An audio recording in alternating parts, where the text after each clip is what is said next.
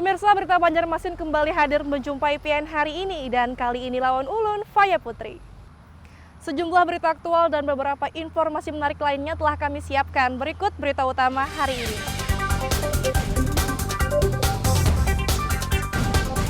Inspektorat Kabupaten Banjar telah memanggil oknum Satpol PP yang diduga melakukan pungli.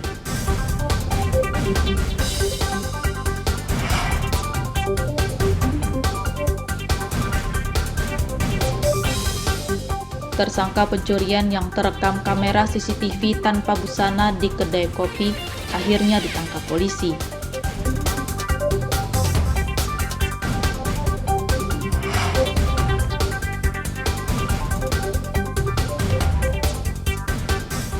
Empat rumah di pemukiman padat penduduk kawasan Manggis, Banjarmasin Tengah hangus terbakar.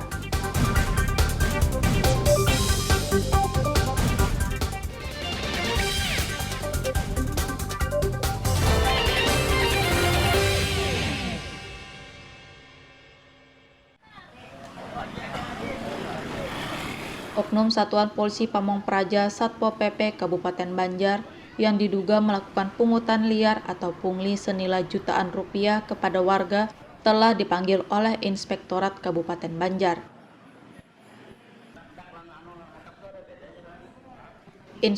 Inspektorat Banjar Kencanawati saat ditemui Senin siang menyatakan pihaknya telah memanggil oknum Satpol PP Banjar yang diduga melakukan pungli untuk dimintai keterangan. Menurutnya, Inspektorat belum bisa memastikan apakah oknum Satpol PP tersebut telah melakukan pungli atau tidak. Saat ini, pihaknya masih mengumpulkan bukti dan keterangan. Ada pengakuan ya, dari salah satu oknum yang diduga tadi, Pak. Apa katanya, Bu? Mengakui memang ada menerima uang dari pelapor, dari masyarakat yang sedang mengajukan izin GND. Nah, kami masih akan menelusuri dulu, Pak, terkait dengan pengakuan, karena kami meyakini masih ada hal-hal lain yang harus diuji dan didalami kemana sebetulnya uang pungli ini berakhir, karena kita tidak ingin. Kencanawati menambahkan, selain memanggil oknum Satpol PP, Inspektorat Banjar juga memanggil pihak Kelurahan Tanjung Rema Darat untuk dimintai keterangan. Dari Kabupaten Banjar, Muhammad Lutfi Darlan dan Fahmi melaporkan.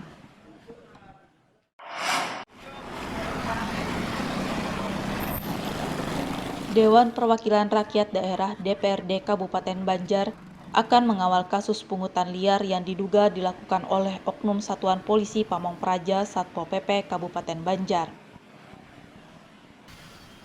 Ketua DPRD Banjar Muhammad Rofiki saat ditemui Senin siang mengatakan, fraksi Gerindra akan mengusulkan pembentukan panitia khusus atau pansus saat rapat paripurna yang rencananya akan digelar di gedung DPRD Banjar Selasa siang. Menurutnya, kasus pungli senilai jutaan rupiah yang dilakukan oleh oknum Satpol PP kepada warga telah melanggar hukum sehingga harus diselesaikan secara hukum. Sehingga ia bersama anggota legislator Banjar juga berencana melaporkan tindakan pungli oknum Satpol PP ke penegak hukum. Rofiki menambahkan, DPRD Banjar membuka posko pengaduan untuk warga yang juga menjadi korban pungli oleh oknum Satpol PP. Bahkan politisi Gerindra ini akan memberi hadiah senilai 5 juta rupiah dari dana pribadinya bagi warga yang memiliki bukti dan berani melapor ke posko pengaduan DPRD Banjar. Bagi kami, karena ini merupakan perkara hukum, tentu harus diselesaikan juga dengan hukum. Tadi saya sudah memanggil Ibu Kencana yang dari Inspektorat, sepertinya mereka juga mempunyai temuan. Jahat sekali sebenarnya orang yang bertugas menegakkan perda, cuman memanfaatkan ini untuk kepentingan pribadinya. Kami juga mendapat laporan dari beberapa orang bahwa ini tidak terjadi di 1-2 orang, tetapi di banyak orang. Maka tadi saya sudah membuka posko di DPRD ini. Siapa yang mau melapor, kami beli reward sebesar 5 juta rupiah. Khusus laporan terhadap pungli yang terjadi sekarang ini. Jadi niat kami adalah ke depan jangan sampai lagi ada hal-hal seperti ini.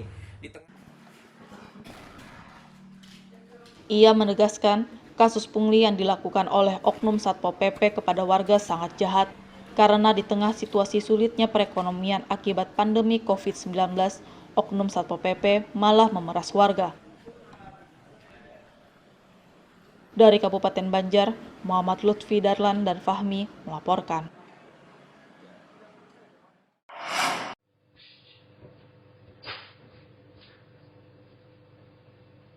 Tersangka pencurian yang terekam kamera pengawas CCTV tanpa busana di salah satu kedai kopi kawasan Niaga Banjarmasin Tengah pada Jumat 27 Juli lalu akhirnya ditangkap polisi.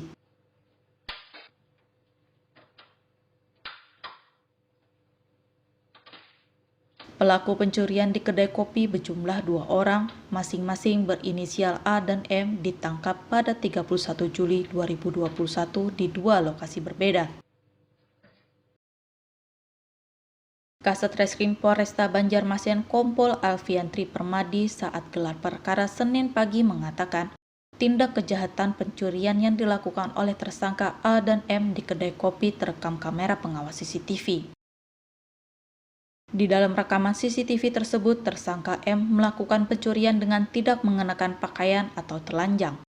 Menurutnya, alasan tersangka telanjang karena badannya kotor setelah berhasil menerobos masuk ke kedai kopi tersebut, sehingga tersangka memutuskan mandi di kedai kopi itu sebelum melakukan pencurian.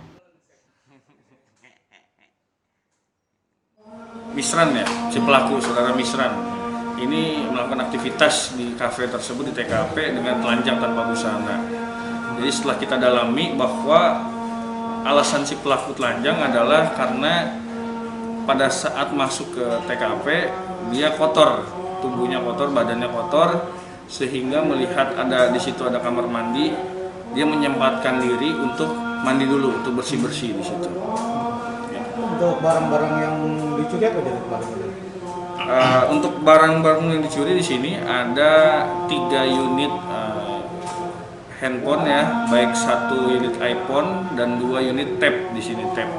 Tab ini untuk transaksi untuk di kafe ya, dan 1 unit HP iPhone ini yang digunakan untuk operasional di kafe tersebut.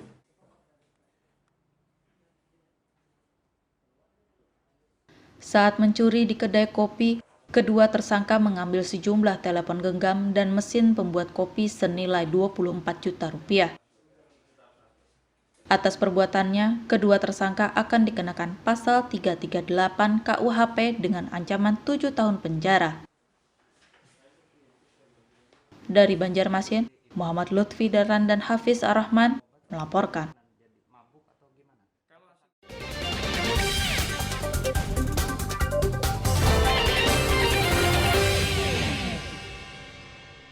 Pemirsa, masih bersama kami dalam Habar Banjarmasin. Gesan pian yang hanyar bergabung, berikut Habar Banjarmasin utama hari ini.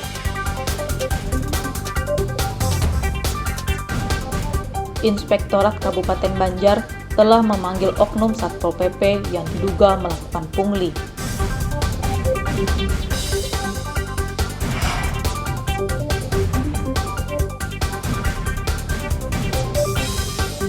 Tersangka pencurian yang terekam kamera CCTV tanpa busana di kedai kopi akhirnya ditangkap polisi.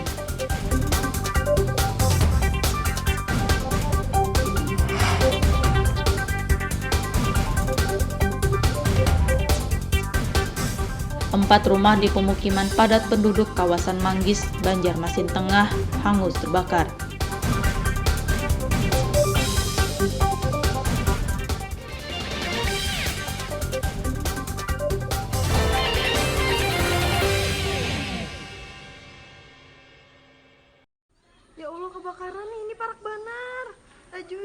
Kobaran api disertai asap pekat membumbung tinggi di kawasan Manggis, Banjarmasin Tengah, Gang 5 pada Senin dini hari sekitar pukul 3 WITA. Musibah kebakaran di pemukiman padat penduduk ini menghanguskan 4 rumah berkonstruksi kayu. Salah satu pemilik rumah yang terbakar, Ria Magrifah mengaku, saat kebakaran terjadi, Ia sedang tertidur lelap dan dibangunkan suaminya. Menurutnya, api bermula muncul dari belakang rumah tetangganya, kemudian merembet ke bangunan rumahnya. Bu, sedikit Bu, saat kebakaran terjadi Pian di mana Bu? Ulun guling, habis itu digerak ulun, habis itu yang diangkut tuh anak aja lagi kada bawa apa lagi mikirkan. Mendugaan sementara terjadinya kebakaran apa kira-kira Bu? Kada tahu bangnya dari belakang, dari rumah belakang, dari rumah sebelah sana. Kemungkinan listrik bisa bila. Kemungkinan konslet listrik ada Bu. Mungkin kalau saya Tidak ada korban jiwa dalam peristiwa ini, namun kerugian ditaksir mencapai ratusan juta rupiah, sedangkan penyebab kebakaran belum diketahui. Dari Banjarmasin, Muhammad Lutfi Darlan dan Hafiz Ar-Rahman melaporkan.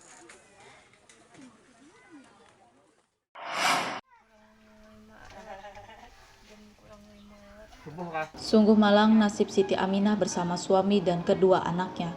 Keluarga kurang mampu yang tinggal di kawasan Jahari Saleh, Banjarmasin Utara ini harus kehilangan tempat berteduh. Lantaran rumah kontrakan yang mereka tempati ambruk diterjang hujan lebat disertai angin kencang. Siti Aminah mengatakan, rumahnya ambruk diterjang hujan lebat disertai angin kencang pada Minggu sore sekitar pukul 16 WITA. Wanita berusia 25 tahun ini mengaku saat peristiwa rumahnya ambruk, ia bersama keluarga sedang berada di rumah, sehingga sempat tertimpa reruntuhan material bangunan selama 2 jam.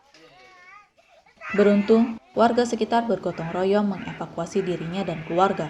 Selain itu, ia dan keluarga juga hanya mengalami sejumlah luka ringan. 2 jam lah. Siapa yang menolongnya? Ada yang menolongi lah. Tetangga lah. Ame. Tetangga lah. Buku ciak lah itu Pian. Ciak. Kita tolong Pian. Ciak tolong tuh nah. Mama, boleh kasih boleh. HP. Mamulon, penakan. Kasih, jangan tolong. kasih datang mam tadi ulun jam berapa? Jam Baru ngabis habis maghrib tuh nak. Padahal ada menolong akan non Aceh nih. Di sisi lain, Lurah Jahari Saleh Jainuddin mengatakan, keluarga Siti Aminah tergolong warga kurang mampu. Namun, pihaknya tidak bisa membantu merenovasi rumah yang ditempati keluarga tersebut, lantaran bukan rumah milik pribadi, melainkan rumah kontrakan. Pada kemarin senja tuh kami dapat berita, malam tadi baru dapat berita itu ada rumah-rumah nama ini nama Sarpani tuh di panggilannya Geter, itu panggilannya. Yang bersangkutan memang tergolong yang orang tidak mampu, artinya semua berkas ada, kartu sehat, sehat, kartu BLT dan sebagainya ada lengkap kartu yang bersangkutan. Namun sayangnya yang bersangkutan ini kan cuma rumahnya itu menyewa, tanahnya tanah orang lain. Sehingga untuk pembangunan rumah kami sudah usahakan kemarin untuk bedah rumah tidak bisa dilaksanakan karena itu bukan milik yang bersangkutan. Kebetulan yang bersangkutan juga menyewa rumah itu, jadi bukan milik sendiri sehingga susah kami untuk melaksanakan kegiatan pembangunan terhadap rumahnya.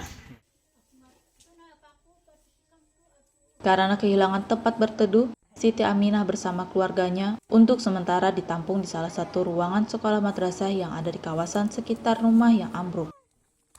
Dari Banjarmasin, Muhammad Lutfi Darlan dan Fudail melaporkan.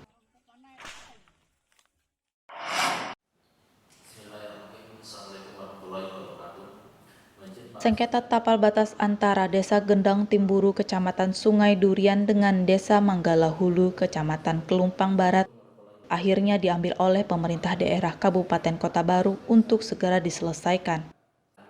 Sengketa tapal batas antar kedua desa yang terjadi sejak tahun 2000 lalu itu dibahas dalam rapat yang dilaksanakan oleh pemerintah Kabupaten Kota Baru pada Senin siang. Rapat dipimpin oleh Sekretaris Daerah Kota Baru Said Ahmad Assegaf, dihadiri tokoh masyarakat dari kedua desa, masing-masing perwakilan kecamatan, aparat TNI dan Polri. Sekda Kota Baru Said Ahmad Assegaf mengatakan, sengketa tapal batas terjadi karena adanya kesalahpahaman saja antar penduduk kedua desa yang mayoritas merupakan suku Dayak. Karena antara dua desa ini bersaudara sebenarnya, cuman teman ketidakmengertian, makanya hari ini kita luruskan berkaitan batasnya, mereka sudah mengerti dan mereka sudah menyerahkan ke pemerintah Kabupaten Kota Baru untuk menyelesaikannya. Insya Allah paling lambat akhir Agustus, sudah selesai. Ya, paling lambat akhir Agustus, karena kami harus menghimpun data-data yang mereka serahkan ke kami nanti sebagai data kami untuk menetapkan data batas ini secara bijak.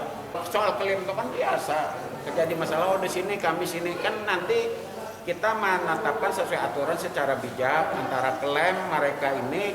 Nah, bagaimana kita lihat juga assessing di lapangan, tadi ada disampaikan salah satu pihak, Pak, bagaimana masyarakat kami yang termasuk dalam klaim ini, kan ini masyarakat sebelah sini masuk sebelah sini kan akan jadi masalah, itu nanti urusan pemerintah daerah. Dalam rapat ini, masing-masing ketua adat desa sepakat menyerahkan penyelesaian sengketa tapal batas kepada pemerintah daerah Kabupaten Kota Baru. Untuk desa Gendang Timur dan desa Megalabowo, untuk hari ini saya serahkan sama pemerintah daerah Kabupaten Kota Baru untuk menyelesaikan secepat-cepatnya dalam hal perbatasan desa sekaligus batas kecamatan. Salah pahaman karena di dalam itu ada yang sudah ditandatangani dan disepakati bersama. Kalau di Indonesia itu undang-undang kesepakatan merupakan aturan kesepakatan seperti itu. Kemudian ketika orangnya sudah tidak ada, sekian lama berlalu sudah, kesepakatan itu tidak berlaku atau misalnya kadaluarsa, itu tidak mungkin dong. Contohnya proklamasi saja tetap berlaku sekarang, meskipun Soekarno-Hatta sudah tidak ada lagi. Seperti itu. Bagi kami, kesepakatan itu adalah keputusan pada waktu itu. Betapa bijaknya orang tua dulu membuat keputusan itu. Gitu. Nah, jadi kami pertama menghormati keputusan itu sebagai terus. Artinya para terdahulu kita sudah cukup bijak dalam mengambil keputusan supaya tidak bermasalah ke depannya. Pemerintah daerah Kabupaten Kota Baru berjanji akan mencari solusi terbaik untuk menyelesaikan sengketa tapal batas antar desa Gendang Timburu, Kecamatan Sungai Durian dengan Desa Manggalau Hulu, Kecamatan Kelumpang Barat. Dari Kabupaten Kota Baru, Muhammad Lutfi Darlan dan Fauzi Rahman melaporkan.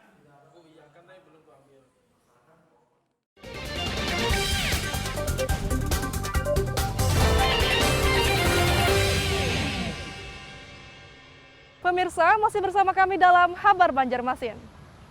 Gesan pian yang hanyar bergabung, berikut Habar Banjarmasin utama hari ini.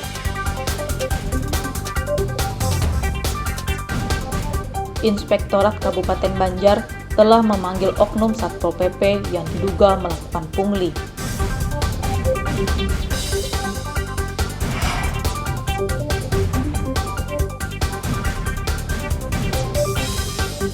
Tersangka pencurian yang terekam kamera CCTV tanpa busana di kedai kopi akhirnya ditangkap polisi.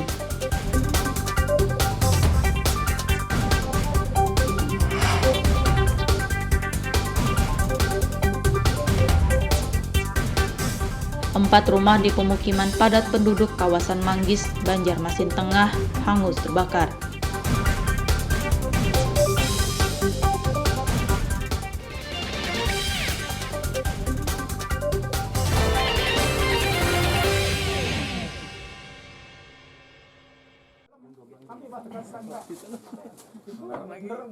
Anggota Dewan Perwakilan Rakyat Daerah DPRD Banjarmasin melakukan inspeksi mendadak ke lokasi anak Sungai Kuripan yang tercemar akibat limbah lumpur dari PDAM Banjarmasin.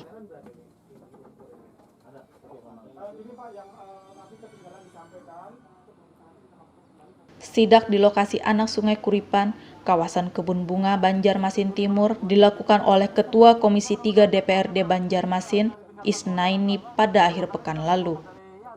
Isnaini sangat menyayangkan anak sungai selebar 3 meter itu telah menjadi dangkal akibat tercemar limbah lumpur dari PDAM Banjarmasin.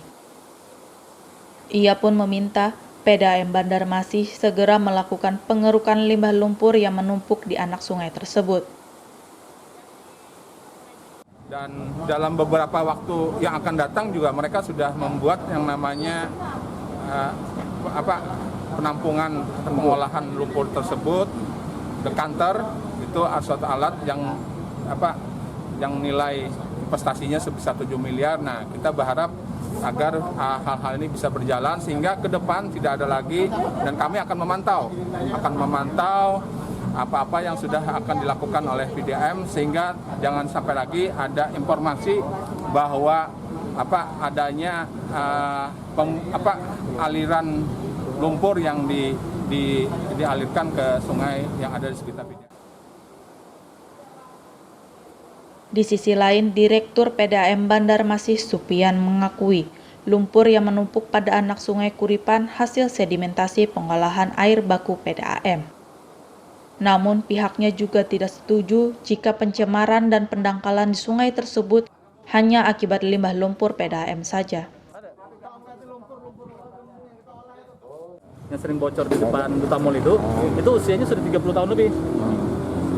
Dan pipanya adalah pipa besar. Nah, untuk mengganti itu kita memang perlu biaya, Pak. Biaya yang sangat besar.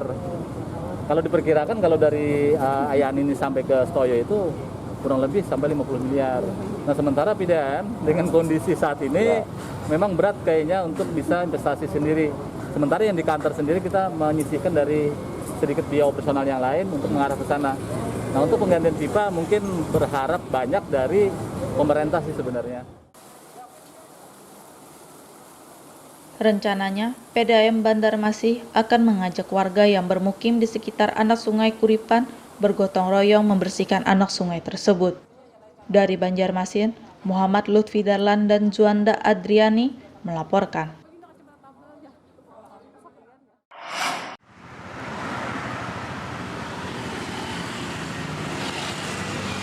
Pemberlakuan pembatasan kegiatan masyarakat atau PPKM level 4 di Banjarmasin yang berakhir pada 2 Agustus kemarin kembali diperpanjang oleh pemerintah Kota Banjarmasin.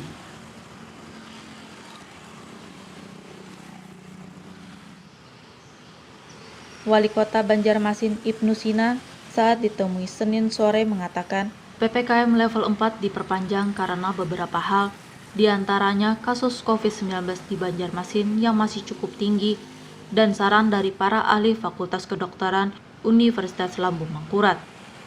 Ibnu Sina menambahkan, di masa perpanjangan PPKM level 4 ini, pihaknya akan lebih rutin menggelar razia di tempat-tempat keramaian.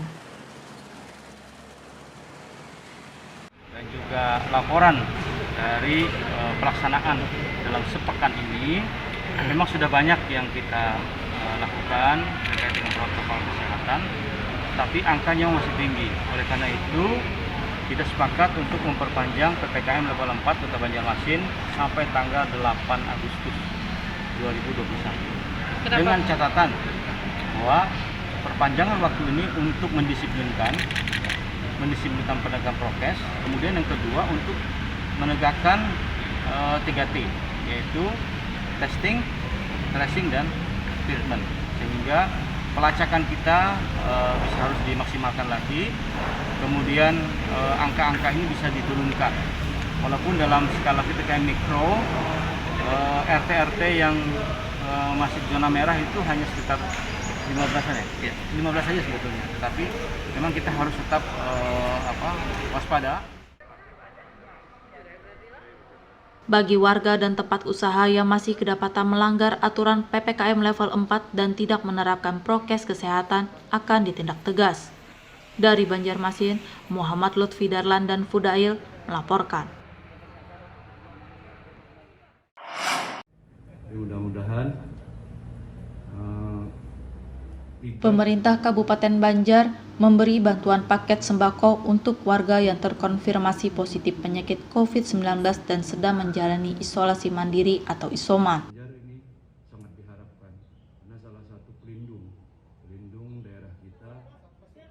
Bantuan paket sembako untuk warga Isoman Kabupaten Banjar diserahkan secara simbolis oleh Bupati Banjar Saidi Mansur kepada Kepala Dinas Sosial Banjar Ahmadi di Mahliga Sultan Adam Martapura pada Senin pagi. Kepala Dinas Sosial Banjar Ahmadi mengatakan bantuan sembako berjumlah 500 paket dari pemerintah Kabupaten Banjar akan disalurkan untuk warga Isoman di 6 kecamatan yang telah mendaftar. Mereka mendapatkan 2 paket ya, jadi 1 paket beras 10 kilo, kemudian paket sembako ini 1. Jadi setiap ini untuk kakak ya, untuk jiwa tapi kakak. Nah jadi teknis pengambilannya nanti adalah setiap warga masyarakat yang terisolasi ini adalah mereka harus mengumpul KTP dan kartu keluarga. Dan yang lebih penting adalah surat keterangan mereka bahwa karena positif, positif ya. Nah jadi itu kita harapkan nanti cara distribusinya adalah kolektif. Kita minta semua kecamatan nanti yang terkonfirmasi di wilayahnya bisa merampung semuanya, mungkin berapa orang, jadi 1 saja. Jadi mengambil cuma kecamatan untuk mengambil ke tempat kita dengan membuat persyaratan tadi. Jadi mudah-mudahan ini hari inilah dengan jumlah sekitar 500 paketnya mudah-mudahan dapat selesai hari ini.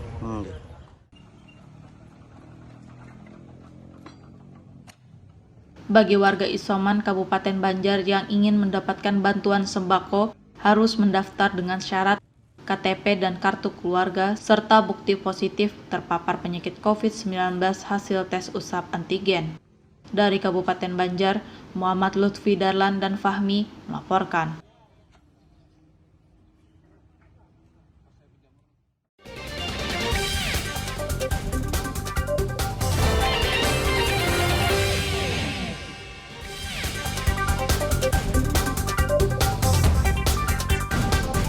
Inspektorat Kabupaten Banjar telah memanggil oknum Satpol PP yang diduga melakukan pungli.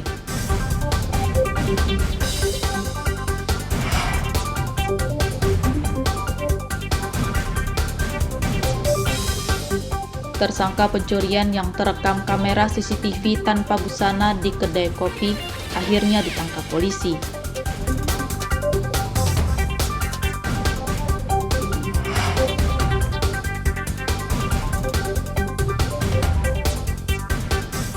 Empat rumah di pemukiman padat penduduk kawasan Manggis, Banjarmasin Tengah, hangus terbakar.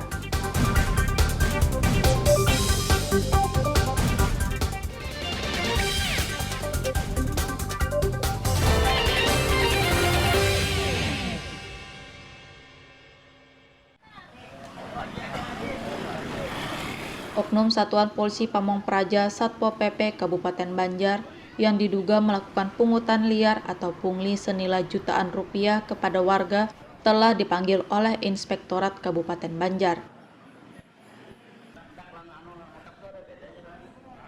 Inspektor Inspektorat Banjar Kencanawati saat ditemui Senin siang menyatakan pihaknya telah memanggil oknum Satpol PP Banjar yang diduga melakukan pungli untuk dimintai keterangan. Menurutnya, Inspektorat belum bisa memastikan apakah oknum Satpol PP tersebut telah melakukan pungli atau tidak. Saat ini, pihaknya masih mengumpulkan bukti dan keterangan. Ada pengakuan dari salah satu oknum yang diduga tadi, Pak. Apa katanya, Bu? Mengakui memang ada menerima uang dari pelapor, dari masyarakat yang sedang mengajukan izin IND. Nah, kami masih akan menelusuri dulu, Pak, terkait dengan pengakuan, karena kami meyakini masih ada hal-hal lain yang harus diuji dan didalami kemana sebetulnya uang pungli ini berakhir, karena kita tidak ingin. Kencanawati menambahkan, selain memanggil oknum Satpol PP, Inspektorat Banjar juga memanggil pihak Kelurahan Tanjung Rema Darat untuk dimintai keterangan. Dari Kabupaten Banjar, Muhammad Lutfi Darlan dan Fahmi melaporkan.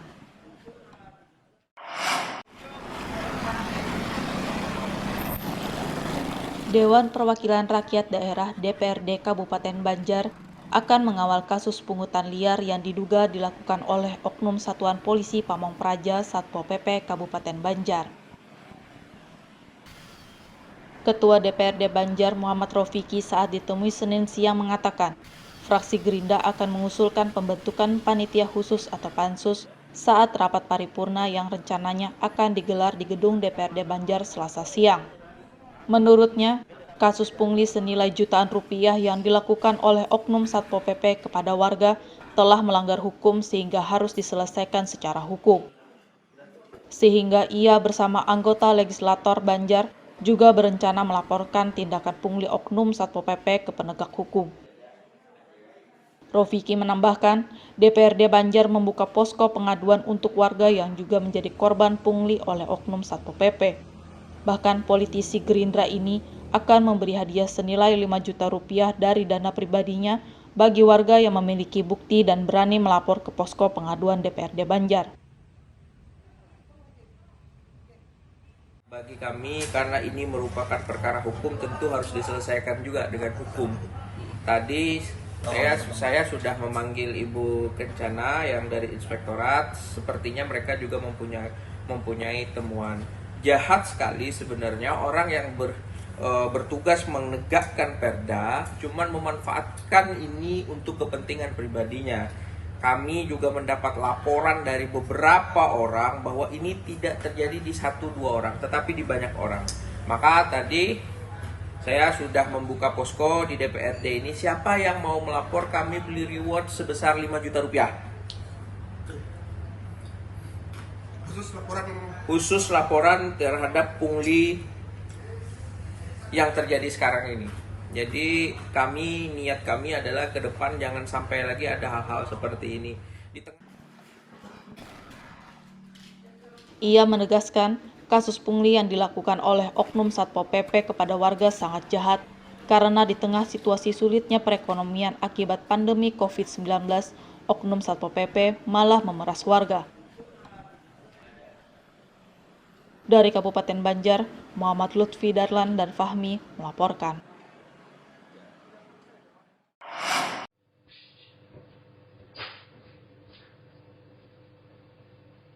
Tersangka pencurian yang terekam kamera pengawas CCTV tanpa busana di salah satu kedai kopi kawasan Niaga Banjarmasin Tengah pada Jumat 27 Juli lalu akhirnya ditangkap polisi.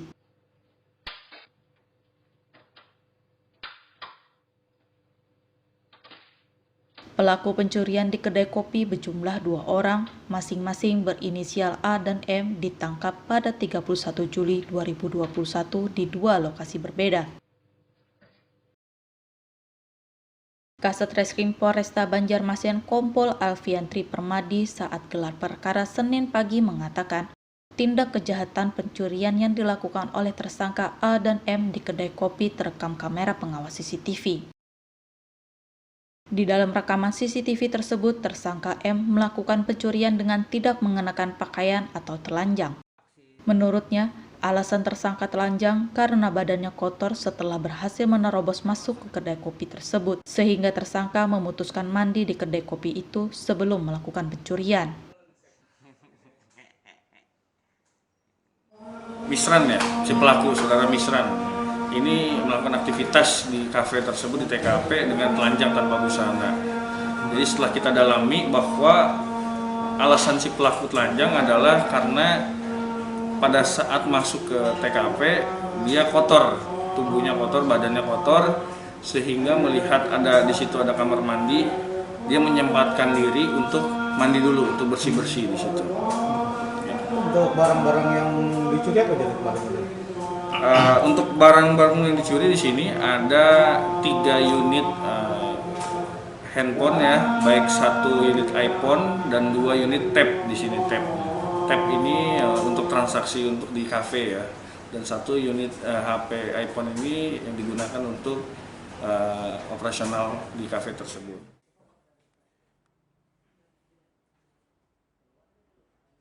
Saat mencuri di kedai kopi, kedua tersangka mengambil sejumlah telepon genggam dan mesin pembuat kopi senilai 24 juta rupiah.